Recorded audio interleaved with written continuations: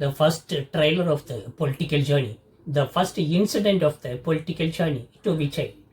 கரூரில் நடந்த கருப்பு சம்பவம். இது எதிர்பாராமல் நடந்த ஒரு விபத்து என்றால் இது போன்ற நிகழ்வுகள் இனிமேல் நிகழாமல் பார்த்து கொள்ள வேண்டும்.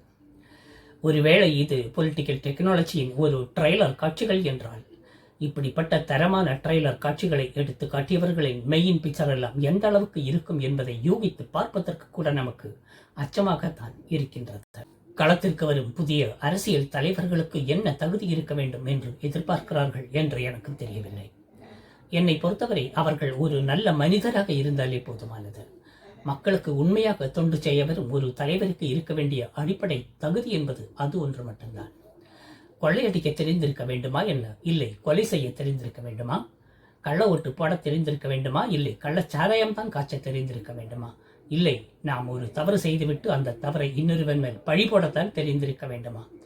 இந்த அரசியல் களம் என்பது எப்பேற்பட்ட நல்ல தலைவர்கள் வந்தால் கூட அவர்களை எல்லாம் பேதலிக்க வைத்து விடுவார்கள். ஏனென்றால் இந்த அரசியலின் வரலாற்று பக்கங்களை சற்று நாம் புரட்டி பார்த்தோமானால் அட்டூழியம், அராஜகம், வன்முறை போன்ற நிகழ்வுகளைத்தான் நம்மால் அதிகமாக படிக்க முடிகின்றது, அதிகமாக பார்க்கக்கூடிய காட்சிகளாக அமைந்திருக்கின்றது. செய்யக்கூடாத தவறுகளை எல்லாம் இழைத்துவிட்டு ஒன்றும் தெரியாத பாப்பா இழுத்து போட்டாலே தாப்பா என்பதை போலத்தான் உத்தமர்களைப் போல ஊடகங்களிடம் உரையாடல் நடத்துவார்கள்.